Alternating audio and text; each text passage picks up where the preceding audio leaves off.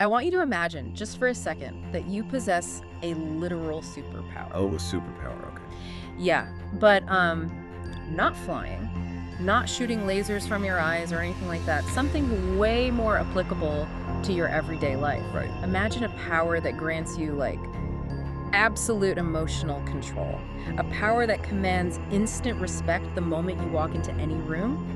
It makes you significantly more influential in your career, your relationships, everything. That sounds like a pretty good deal. It is. And the kicker to all of this is that the way you activate the superpower is by doing absolutely nothing. Well, it sounds like a trick question when you frame it that way, honestly. Yeah. But the reality is, this dynamic is playing out around you every single day.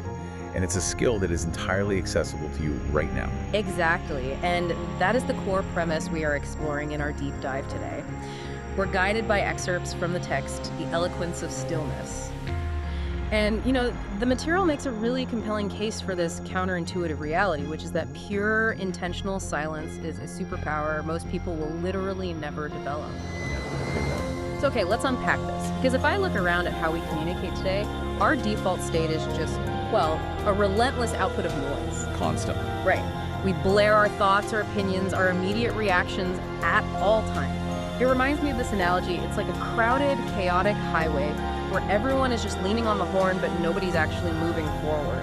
That is a perfect way to describe it. Because, while we often view silence as just an absence of noise, like a void, the source material frames it as a highly active psychological tool. Right, but to understand how to use silence as a tool, we first have to kind of diagnose why we're so terrified of it in the first place. Why are we so allergic to just sitting quietly? That's the core question, isn't it? Yeah, it is. And I was reading the source material's breakdown of modern society's addiction to noise, and I kept thinking about a smartphone. Okay, your smartphone. Yeah, imagine your phone has 50 different audio apps running simultaneously in the background.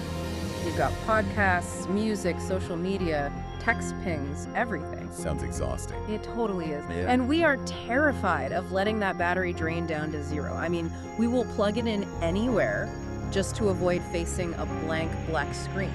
What's fascinating here is that the smartphone analogy captures the behavioral symptom perfectly. But the text actually asks us to look at the psychological infrastructure beneath all of that. Like, what's driving the behavior? Exactly. Why do we dread that blank screen? It's not just some weird digital age quirk. Our societal addiction to noise serves a very specific structural purpose. Which is what? It acts as an emotional buffer. Constant noise is the ultimate distraction from internal reflection. Oh, wow. So we're using it as a shield. We absolutely are. And to understand why, we have to look at how the human brain actually operates. There's this neurological concept known as the default mode network. The default mode network. This is the part of your brain that activates when you stop performing tasks, when you stop consuming information, and when you just sit still. So when you're doing nothing. Exactly. And what does the default mode network do? Well, it starts processing your internal reality. It brings up your unresolved conflicts, your deep-seated doubts, maybe anxieties about the future, or regrets about the past. Oh man, all the fun stuff. All the heavy stuff, yeah. Stillness forces that network to turn on, and it demands vulnerability. So if I'm understanding this right, if you never turn off the podcast, or you never put down the phone, or you just never stop talking. You never give your brain the quiet it needs to activate that network. Right. You never have to deal with the backlog of your own psychology. Precisely. When the noise stops, whatever you have been avoiding just naturally rises to the surface.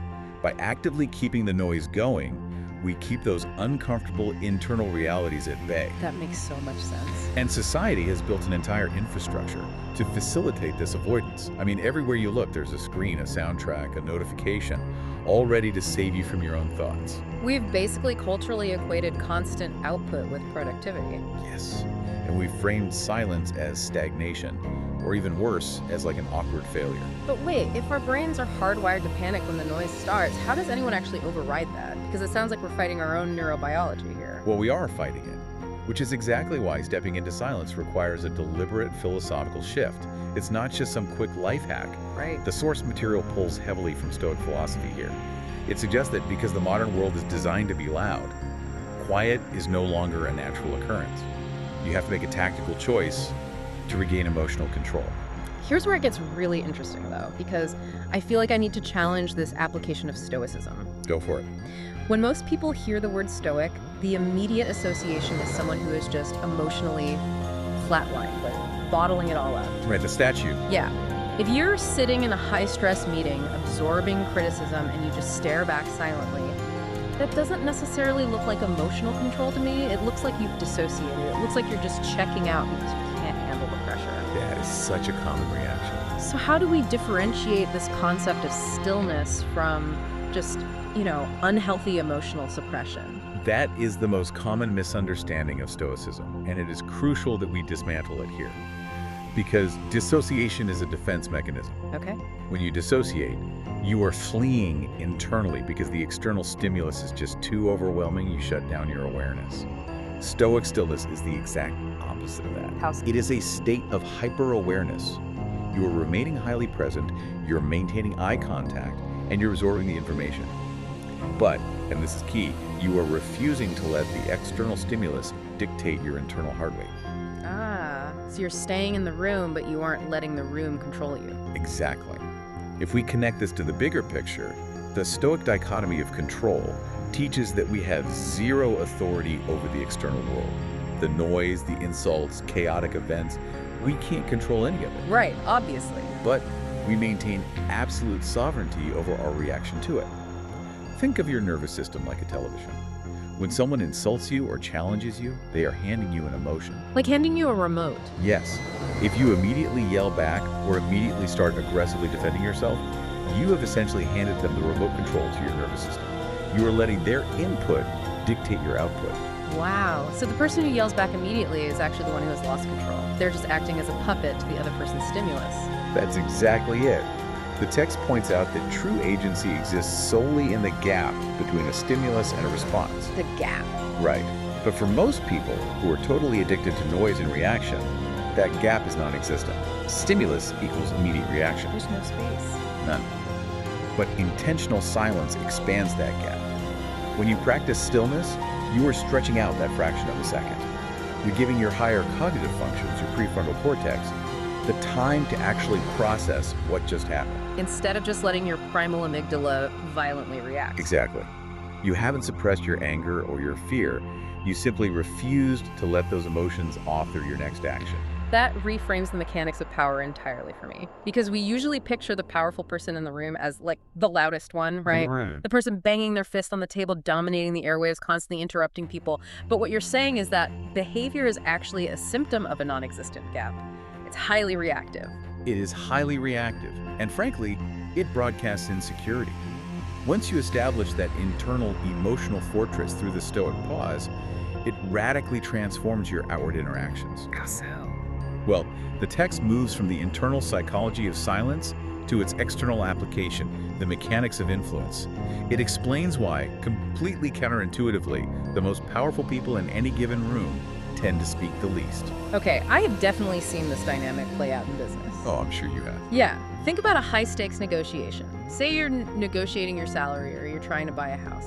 You sit down, an offer is made, and then there's just dead silence. The dreaded pause. Right.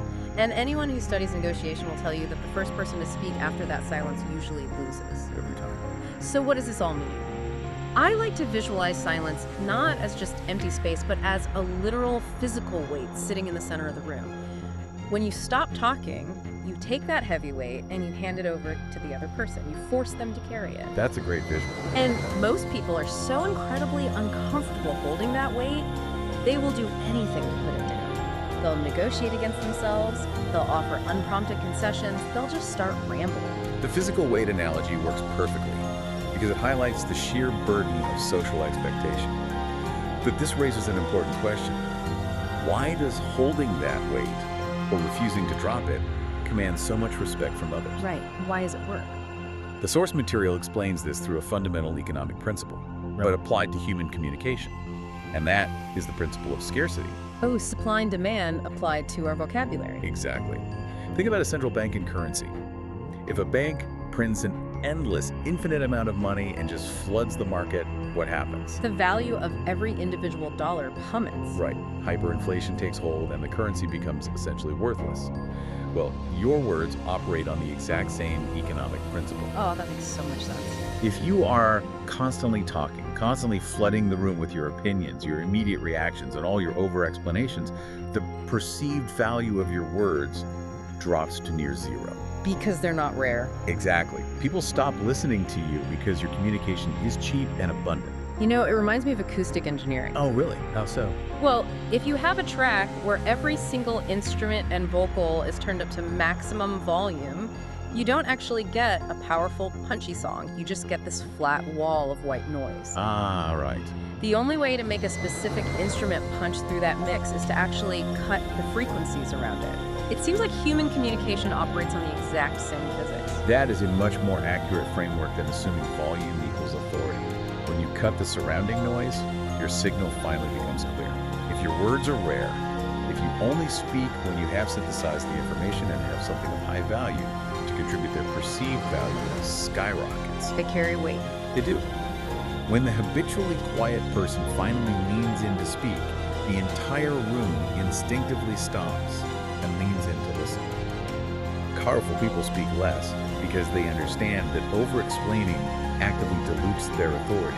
Yeah, when you over-explain, you are subtly communicating that you desperately need the other person to understand you, like you're broadcasting a need for their validation. Precisely. Silence, on the other hand, projects a massive aura of self-assurance. Its signal to the room, I'm secure in my position, and I do not need to frantically fill the air with words just to justify my existence here. That's powerful. It really is. That level of comfort inherently commands respect from others without you ever having to demand it. But wait, let me push back on how this looks in practice. Okay. Because if I am in an argument with my partner or a disagreement with a colleague and I just sit there silently while they are talking, aren't they going to perceive that as passive-aggressive? That's a valid concern. Yeah, like how is this eloquent stillness any different from giving someone the toxic silent treatment? Because the silent treatment is incredibly manipulative. It is. But the difference lies entirely in intentionality and body language. The silent treatment is a weaponized withdrawal. It is purely punitive. Right. When someone gives the silent treatment, they break eye contact, they physically close themselves off, maybe crossing their arms, and they project contempt. They're using silence to punish the other person by withholding connection. So they're basically fleeing the interaction, just doing it loudly. Exactly. Eloquent stillness, however, is deep, active engagement. You maintain relaxed eye contact. Your body language remains open. You are actively listening to what they're saying, you're absorbing it, but you are consciously choosing not to react defensively. You're staying in it with them. Yes. Yeah. We're providing a calm, unanxious presence. You are not punishing them with your silence. You are giving them the space to express themselves fully while giving yourself the space to formulate a rational, non-emotional response. I see the difference. In a heated argument, responding to chaos with stillness actually makes you the anchor in the room. You de-escalate the situation simply by refusing to add your own noise to the fire. Man, logically the mechanics of this are just undeniable. We see the evolutionary psychology of why we avoid silence. We see the Stoic foundation of controlling the gap between stimulus and response. And we see the economic scarcity of keeping our words valuable. It all connects. It does. But here's the friction point for me. Understanding these concepts intellectually is one thing.